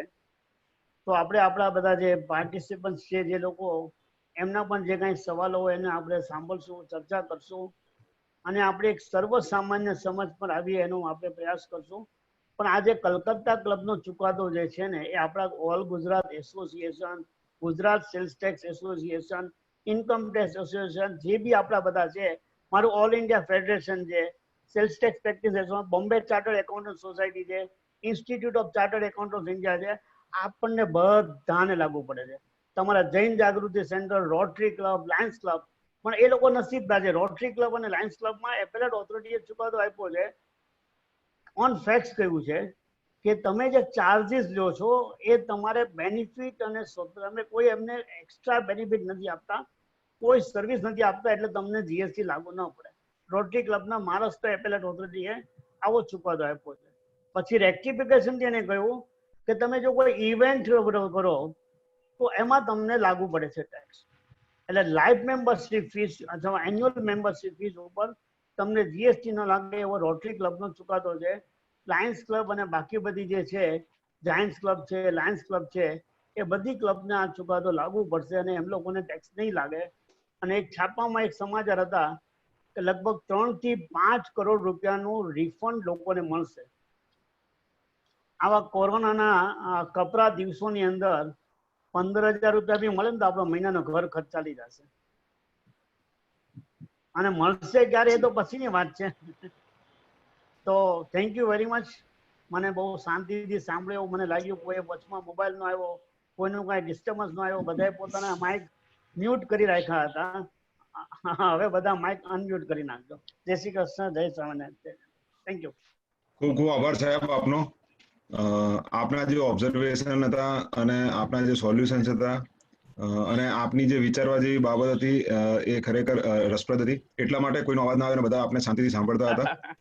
So, sir, it was a very informative and a very thoughtful lecture, and you have given us solution as well as some points to think over for the future and way ahead. So, thank you very much, Advocate Janak Waghani sir, for your wonderful speech. Friends, I request all of you that if you have any questions, any queries to ask to the expert, expert is not going anywhere. He is with us, so please write questions in question and answer column. Meanwhile, friends, I welcome Vijay Bhai Chand from Tax Sutra in this webinar. Welcome, Vijay Bhai. Thank you so much. Thank you. Friends, Vijay Bhai is from Tax Sutra, and he is going to brief us for 10 to 15 minutes about the new development of Tax Sutra. So friends, Tax Sutra has been in the business of providing real-time news and updates across direct and indirect taxes and corporate law for over 10 years. On 26th August, they are launching a brand new service for GST practitioners, Tax Sutra Toll. I will hand over to Vijay Bhai and Nischay Bhai to Thank you so much. all our members through the special offer. Thank you so much. Members. Vijay Bhai, please. Thank you Sachin, आप slide deck चला दीजिए. विश्वेश भाई, thank you so much. इस मौके के लिए बहुत बहुत शुक्रिया. Thank you sir. बहुत बहुत अच्छा इंट्रोडक्शन दिया आपने हमारा. सचिन, अगर आप स्लाइड डेक तुरंत चला देंगे तो मैं 10 मिनट से ज्यादा एक्चुअली लूंगा नहीं. गुजरात के साथ मेरा पर्सनल एसोसिएशन बहुत बहुत बहुत बड़ा है. मैंने अपने करियर की शुरुआत अहमदाबाद से की थी. मिथाकाली 4 रास्ता पे मेरी ऑफिस थी और मैंने 5 साल वहाँ पे काम किया है. जैसा कि अभी सर ने बताया, and you know just before I get there, Janak bhai की बातें पिछले आधा पौना घंटा सुनने का मौका मुझे भी मिला.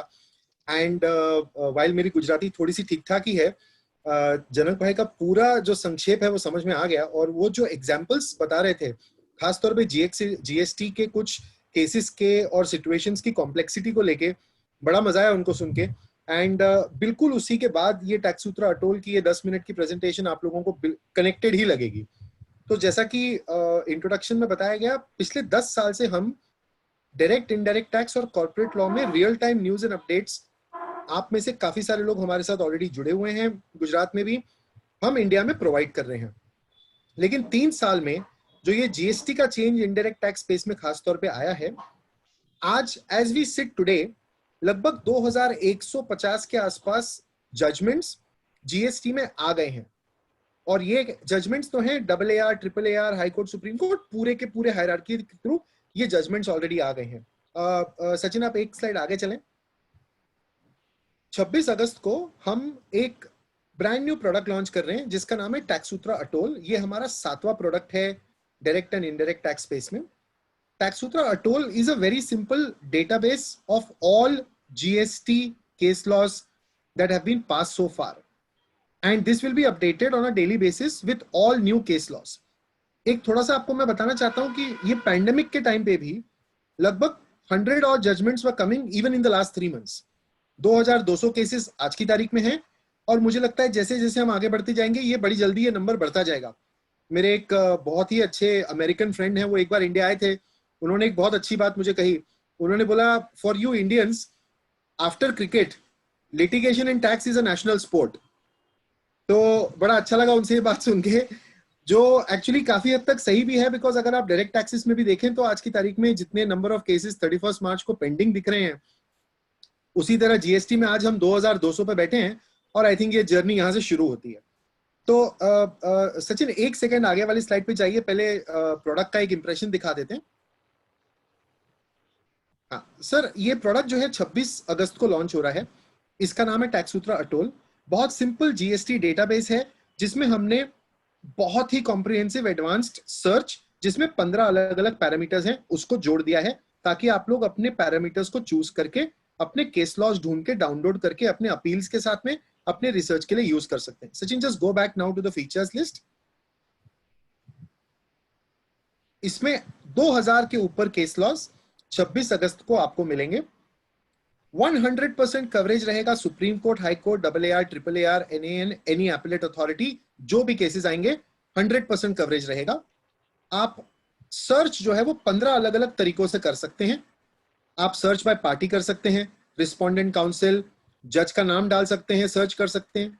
टाइप ऑफ केस यानी कि बेल एप्लीकेशन है, कोई और तरीका है, आप इसको ढूंढ सकते हैं। डिसीजन के बेसिस पे आप केस को ढूंढ सकते हैं, यानी कि whether it was in the favor of the petitioner, complainant, appellant। आप authority, location, act, rule, section number, rule number, इन सारी चीजों के हिसाब से आप केसेस को ढूंढ सकते हैं।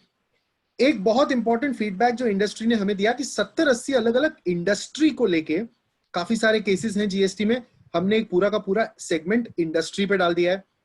Nature of issues, I think GST का हार्ट यही रहा है। इसमें लगभग 900 ग्रैंडफादर, फादर एंड ग्रैंडचाइल्ड के जो डिस्टिंक्शंस हैं हमने क्रिएट कर लिए हैं। फॉर एग्जांपल, अगर आप एंटी प्रॉफिटियरिंग पे क्लिक करते हैं तो उसमें आप काफी हद तक ड्रिल डाउन कर सकते हैं अपने केसेस को सिलेक्ट करने के लिए। Classification of goods and services तो मुझे लगता है जीएसटी का सबसे बड़ा मुद्दा रहा है। गुड्स और सर्विसेज के क्लासिफिकेशन को लेके जितने केसेस हम आज देख रहे हैं, मुझे लगता है वो और ज्यादा बढ़ेंगे। तो हमने classification of goods and services को बहुत डिटेल में आपके लिए मैप कर दिया है। You can search by date, search by citation, और last and not the least, अगर आपको इसमें से कुछ भी पसंद नहीं है तो एक फ्री टेक्स्ट सर्च भी हमने डाल दिया है, यानी आप टाइप करते जाएंगे, वो ऑटोमेटिकली आपका टाइपिंग पढ़ के आपको रेकमेंड करता जाएगा और आपके लिए केसेस ढूंढता जाएगा। सचिन आगे बढ़े 1 मिनट। तो ये सर वो प्रोडक्ट का होम पेज है। कमर्शियल सर्वर्स पे अभी तक हमने इसको नहीं डाला है। ये हम कल गणेश चतुर्थी है, जनक भाई ने भी उसके बारे में थोड़ा सा बताया, तो कल के दिन हम इसको कमर्शियल सर्वर्स पे डाल रहे हैं। और हमने एक बहुत स्पेशल ऑफर आप सब मेंबर्स के लिए क्रिएट किया है, जिसके बारे में मैं अभी 1 मिनट में बताऊंगा। तो ये प्रोडक्ट सर लाइव हो जाएगा संडे को, और 26 अगस्त को हम इसको इंडिया में कमर्शियली लॉन्च कर रहे हैं। तो जैसा आप देखेंगे यहाँ पर जो इसका होम पेज है, उसी पर सारे के सारे एडवांस्ड सर्च फीचर्स हैं। और आप इसमें जो फीचर आप चाहें, जिस कैटेगरी में आप चाहें, अपना केस लॉ सर्च कर सकते हैं। केस लॉ में एक एडिटोरियली रिटर्न हेड नोट आएगा जिसको आप अलग से डाउनलोड कर सकते हैं, और केस लॉ की जो मेन बॉडी है उसको आप अलग से डाउन कर सकते हैं। अगर किसी केस लॉ में किसी भी नोटिफिकेशन या सर्कुलर का उल्लेख किया गया है, यानी कि अगर किसी केस लॉ में कोई रेफरेंस दिया गया है केस लॉ में फॉर अ सर्कुलर और अ नोटिफिकेशन, उसको हमने टैक्स सूत्रा लाइब्रेरी, जिसमें 300 बेयर एक्ट्स कॉम्प्लीमेंट्री आप सबको मिलते हैं, उसके साथ हाइपरलिंक कर दिया है। जैसे ही आप उस पर क्लिक करेंगे आप सर्कुलर पढ़ सकते हैं, नोटिफिकेशन पढ़ सकते हैं। जैसे जैसे ये अटोल की जर्नी आगे बढ़ती जाएगी, हम इसमें forward referencing, backward referencing add कर रहे हैं, और आप इसमें किसी केस की जो पूरी जर्नी है through AAR, AAR, high court, supreme court, इसके सेकेंड फेज में आप उसको एक्चुअली ट्रैक कर पाएंगे। सचिन आगे बढ़े। सारी की सारी रूलिंग कॉपीज हेड नोट्स के साथ हैं, अवेलेबल हैं, सर्कुलर्स, नोटिफिकेशन, सब कुछ हाइपरलिंक मिलेगा अपडेटेड बेयर एक्ट के साथ। सचिन आगे बढ़े।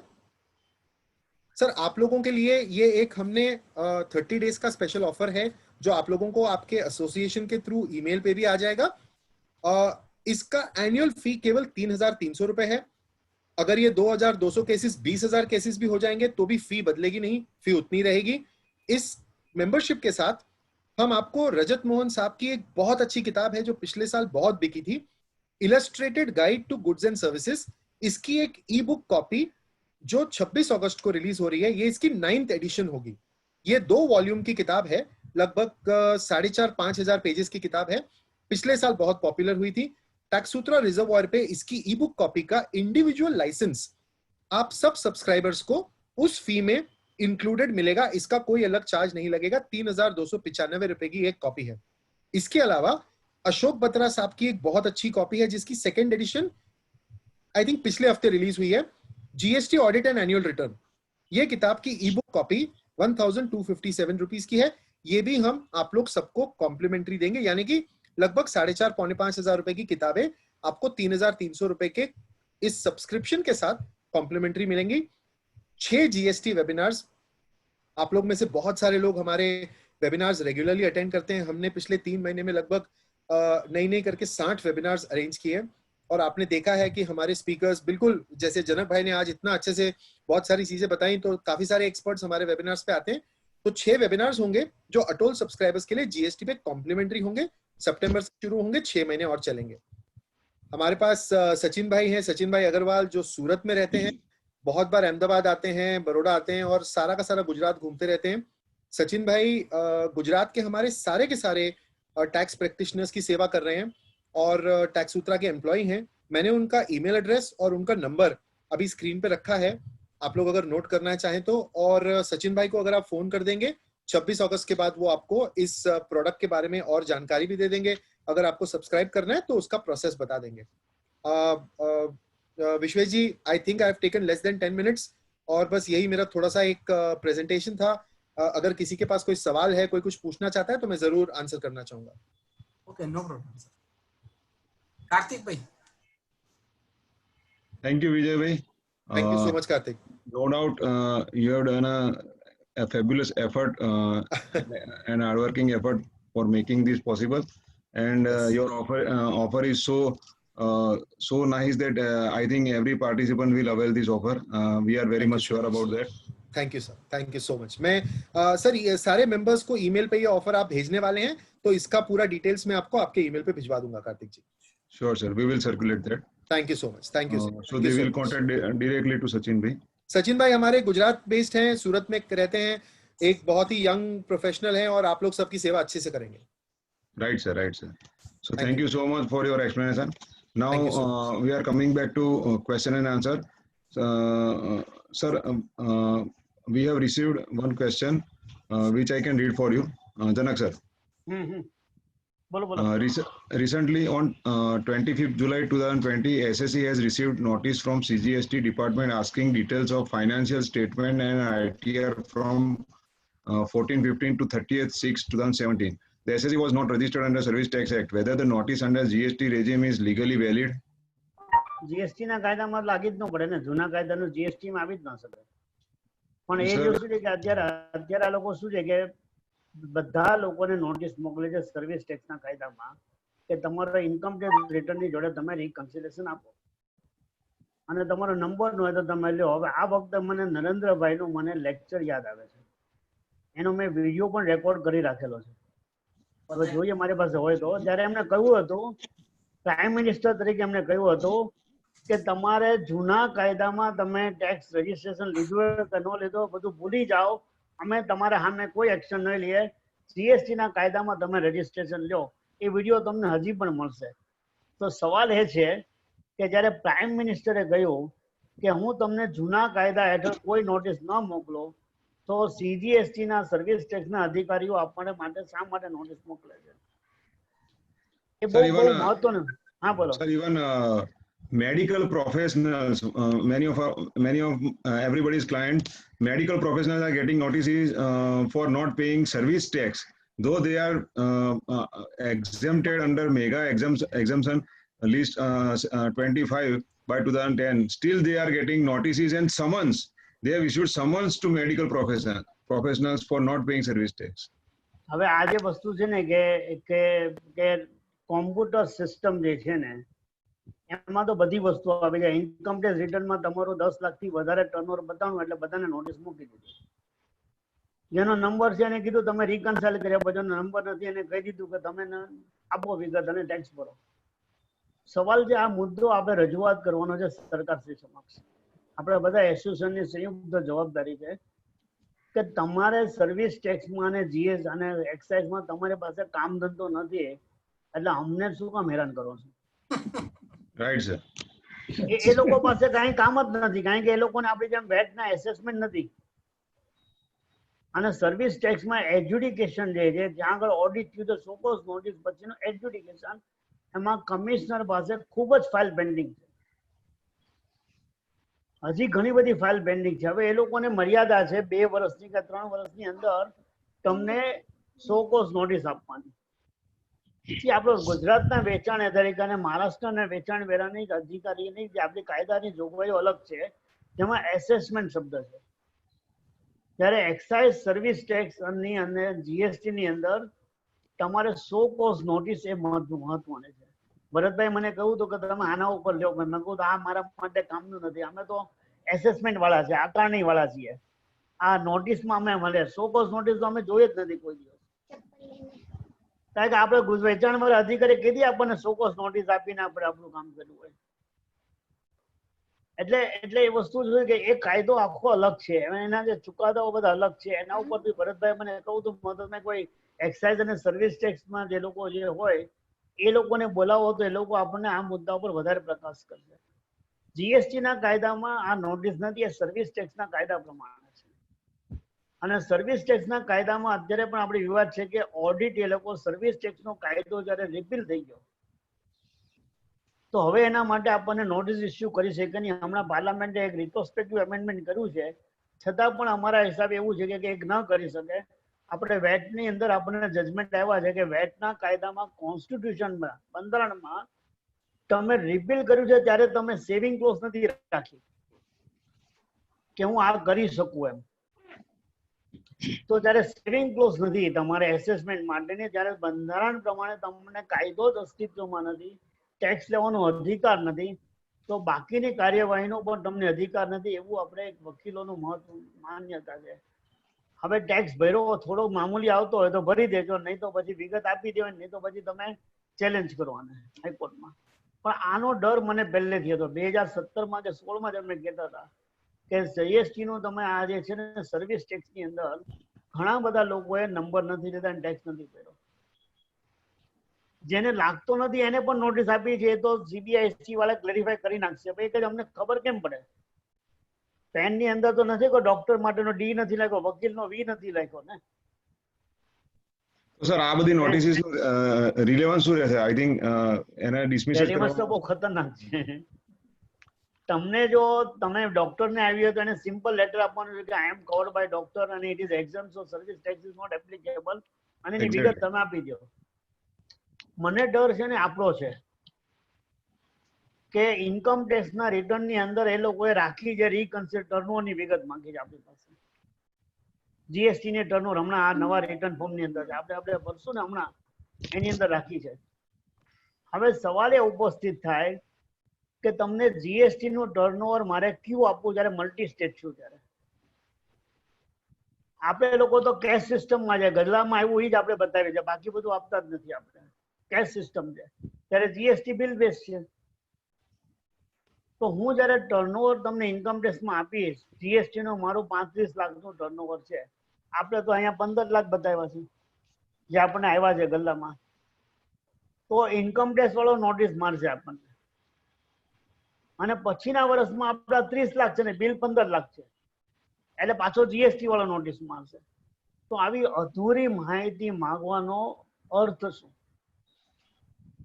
એટલા માટે મને ઇન્કમ ટેક્સની કમિટીમાં ઇન્સ્ટિટ્યૂટ વાળા રાખ્યા હતા ડાયરેક્ટર, જ્યારે આ કાયદો આવ્યો ત્યારે, કે ભાઈ જીએસટી નું રિકન્સિલેશન પેન બેઝ છે. મેં 9C ફાઇલ કર્યું છે, તો એની અંદર રિકન્સિલ મારા બિલ વાઇઝ તમને ટર્નઓવર R1 ની અંદર આપી દીધા મેં. તો બીજું તમે મારી પાસેથી શું માંગવું છે તમારે? ત્યારે મેં ઇન્કમ ટેક્સમાં લખ્યું તો હું કેશ સિસ્ટમથી ફોલો કરું છું મારે. તો એક તમે મને એક આપી દો ને ત્યાં આગળ ફિલ્ડ કે ટોટલ બિલ કેટલું અને ટોટલ રિસિપ્ટ કેટલી, પતી ગયું. જ્યારે એટલા માટે આપણે માંગણી શું કરીએ છીએ કે અમારા પ્રોફેશનલ ને નાના લોકોને એમએસએમઈ ને એસએમઈ ને સર્વિસ ટેક્સમાં જે હતો કાયદો કે 50 લાખ થી 25 લાખની અંદર તમે રિસિપ્ટ બેઝિસ પર ટેક્સ માંગો. મારી પાસે આપણે ઘણા રાજ્યની અંદર વેટની અંદર પણ હતો એવો પ્રોવિઝન હતી કે પીડબ્લ્યુડી કોન્ટ્રાક્ટરને રિસિપ્ટ બેઝ ઉપર ટેક્સ ભરવાનો હતો. તો આવી સરળતા આપો ને અમને. અમારે બેંકમાં પૈસા છે એમાંથી 2% કાપી લ્યો ને, મને કાંઈ વાંધો નથી. જેમ ઇન્કમ ટેક્સ કાપો છો 2%, એમ જીએસટી 2% કાપીને મને મોકલો કરો. આમાં શું એ લોકોને આવવાનું છે મળવાનું? પણ આ જે વસ્તુ જે છે ને એ લોકો આપણી દરેક લોકોને આપણને આપણે કોરોનામાં આપણે નવરાના બેસીએ ને અને ખોટી ખોટી કવિતાઓ ન કરીને પછી ભરતભાઈને મારી જેવા મોકલે, ભરતભાઈ આ તમને ગમશે કે આ કવિતા કે તો એ ન કરો એટલે આપણને બિઝી રાખશે આવી બધી નોટિસના જવાબ આપવા માટે. બોલો ચલો આગળ. Right sir. શ્રી અશ્વિનભાઈ તન્ના તરફથી એક સવાલ છે. AAR and AAR judgment applicable to applicant and authority, but on any judgment of High Court on SGST is applicable in that state. In CGST, even Supreme Court judgment are not accepted by authority, saying that authority shall go as per law, and unless law amendment, the Supreme Court judgment is not acceptable. Please clarify. હા, હમણાં જ supreme કોર્ટે આપણે ઓલા કોને કહ્યું, હમણાં બહુ વિવાદ ચાલે છે આપણે પ્રશાંત ભૂષણ સાહેબને, એટલે જીએસટી ના અધિકારીને પ્રશાંત ભૂષણ સાહેબનો નંબર આપી દીધો કે એને એક ટ્વીટ કર્યું એમાં એને કેટલા લફડા છે, અને એની સામે સુપ્રીમ કોર્ટનો ચુકાદો આવ્યો કન્ટેમ્પ્ટ ઓફ કોર્ટનો. એ તો પોતે સિનિયર એડવોકેટ હતા એટલે એને વકીલોને રાખવા માટે એને ખર્ચો નહીં થયો હોય. પણ સુપ્રીમ કોર્ટના ચુકાદા અંડર આર્ટિકલ 141 આખા દેશને બંધન કરતા છે. હાઈકોર્ટ ડિસિઝનની અંદર હાઈકોર્ટ એ સ્ટેટની અંદર છે, અમારા લોકોને મતભેદ છે એની અંદર બી, કે હમણાં ગુજરાત હાઈકોર્ટે રૂલ 89(5) ઉપર જજમેન્ટ આપ્યું કે ઇન્વર્ટેડ ડ્યુટી સ્ટ્રક્ચરમાં rule 89(5) is unconstitutional, ultra vires to the act. હવે ગુજરાત હાઈકોર્ટનો ચુકાદો મહારાષ્ટ્રમાં માન્ય થાય કે ન થાય? આપણે ઇન્કમ ટેક્સમાં પણ આવા હાઈકોર્ટના ચુકાદા છે, અને આપણે કહીએ છીએ કે કર્ણાટક હાઈકોર્ટનો ચુકાદો ગુજરાતમાં પણ માન્ય થાય જ્યારે કોન્ટ્રારી ડિસિઝન એ હાઈકોર્ટનું ન હોય ત્યારે. તો મારું એવું માનવું છે કે ગુજરાત હાઈકોર્ટનો ચુકાદો આખા દેશમાં લાગુ પડે, અનલેસ કે એ હાઈકોર્ટમાં કોઈ કોન્ટ્રાડિક્ટરી ચુકાદો હોય તો. પણ એક એવો મત છે કે હાઈકોર્ટના ચુકાદા તમને આખા દેશમાં ત્યારે લાગે જ્યારે હાઈકોર્ટને એના ઉપર જ્યુરિસ્ડિક્શન હોય. હાઈકોર્ટનું જ્યુરિસ્ડિક્શન એ તે રાજ્ય પૂરતું મર્યાદિત છે, એટલે રાજ્યમાં જ લાગુ પડે. પણ એનો અર્થ એમ નથી કે બીજા રાજ્યમાં લાગુ ના પડે, કારણ કે આ કેન્દ્રીય કાયદામાં કોન્સ્ટિટ્યુશનલ ઇન્ટરપ્રિટેશન આપવામાં આવ્યું છે. તો મારું એવું નમ્ર માન્યતા છે કે આપણે જીએસટી ના અધિકારીને માન્ય તો કરવું જોઈએ, નહીં તો એને કેવું પડે કે હું શા માટે આને નથી માનતો. હવે AR અને AAR એમાં કાયદામાં જ લેવું છે જે તે વ્યક્તિને લાગુ પડે, પણ એનો અર્થ એમ નથી કે જીએસટી અધિકારી એની ફેવરના જજમેન્ટ ન માને. જ્યારે ડિપાર્ટમેન્ટની ફેવરમાં એની પોતાની ફેવરના ચુકાદાઓ હોય, આપણે એને કહી શકીએ કે આ ચુકાદો તને માન્ય મને બંધન કરતા નથી.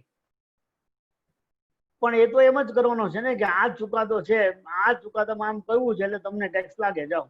તો રોટી પરાઠા ઉપર 18% ટેક્સ લગાડી દીધો ને, હવે બધી જગ્યાએ રોટી પરાઠામાં 18% મૂકશે. જ્યારે કર્ણાટક મહારાષ્ટ્ર AR નો ચુકાદો છે કે એના ઉપર 5% ટેક્સ લાગે, કારણ કે પરાઠા એ પણ રોટી છે. એટલે હું ક્લાસિફિકેશનમાં ગયો જ નહીં આની અંદર, કારણ કે એટલો બધો બહુ વિશાળ ટોપિક છે classification of the goods.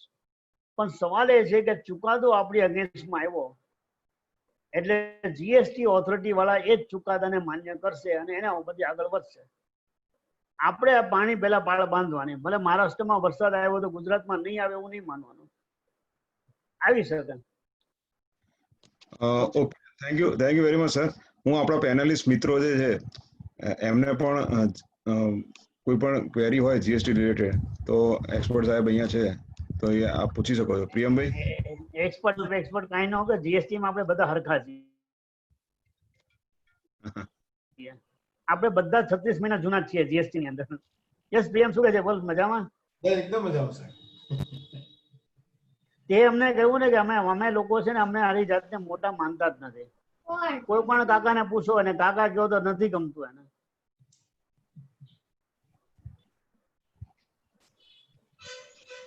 Okay, friends. Thanks માટે.